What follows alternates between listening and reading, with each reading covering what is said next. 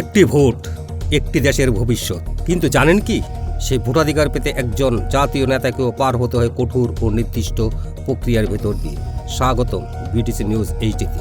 আজ আমরা দেখব বাংলাদেশের রাজনীতির অন্যতম প্রভাবশালী নেতা বিএনপির ভারপ্রাপ্ত চেয়ারম্যান তারেক রহমানের ভোটার নিবন্ধনের সম্পূর্ণ যাত্রা, শুরু থেকে শেষ পর্যন্ত একদম বাস্তব ও নিয়ম অনুযায়ী।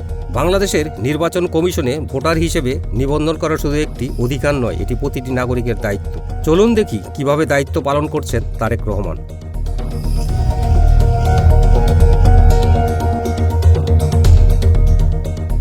প্রথম ধাপ, প্রস্তুতি ও অনলাইন আবেদন।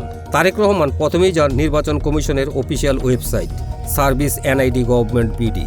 এখানে তিনি অনলাইন ভোটার নিবন্ধনের ফর্ম পূরণ করেন।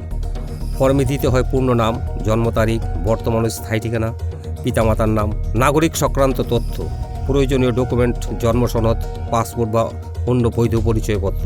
এই ধাপে নিশ্চিত করা হয় ভুল তথ্য দিলে ভবিষ্যতের জটিলতা তৈরি হতে পারে।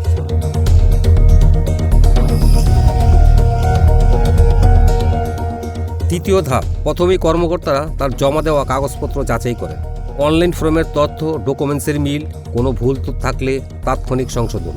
সবকিছু ঠিক থাকলে তিনি এগিয়ে যান বায়োমেট্রিক ধাপে।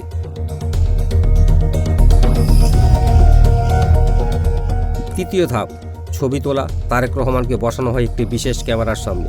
নিয়ম অনুযায়ী সাদা ব্যাকগ্রাউন্ড, চোখ খোলা, কোনো হেড কভার নয়। ক্লোজ আপ শটে ছবি তোলা হয় এবং তা সরাসরি নির্বাচন কমিশনের সিস্টেম আপলোড করা হয়। এই ছবি ভবিষ্যতে এনআইডি কার্ডে ব্যবহৃত হবে। চতুর্থ ধাপ, ফিঙ্গারপ্রিন্ট প্রদান। এরপর নেওয়া হয় 2 হাতের 10টি আঙ্গুলের ছাপ। বিশেষ স্ক্যানারের মাধ্যমে প্রতিটি আঙ্গুলের অনন্য প্যাটার্ন সংগ্রহ করা হয়। এই ডেটা নিশ্চিত করে একজন ভোটার একটি পরিচয়।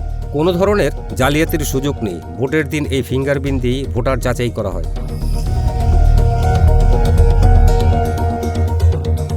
পঞ্চম ধাপ, চোখের ছাপ। এটি সবচেয়ে আধুনিক ও নিরাপদ ধাপ। তারেক রহমানকে একটি স্ক্যানারের সামনে চোখ খুলে তাকাতে হয়।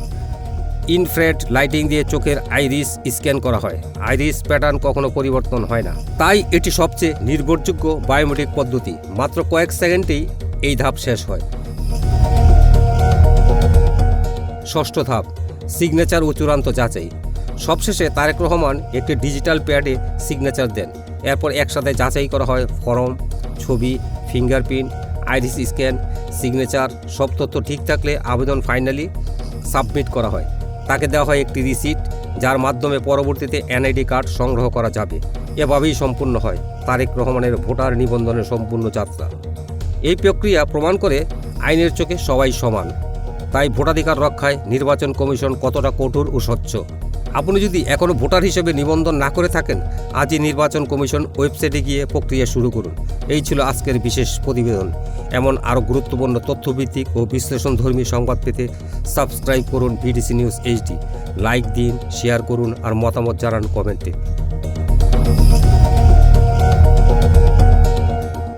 আমি আছি KM তোফাজ্জল আপনাদের সঙ্গে। আবার দেখা হবে কোনো নতুন গুরুত্বপূর্ণ খবরে। আল্লাহ হাফেজ।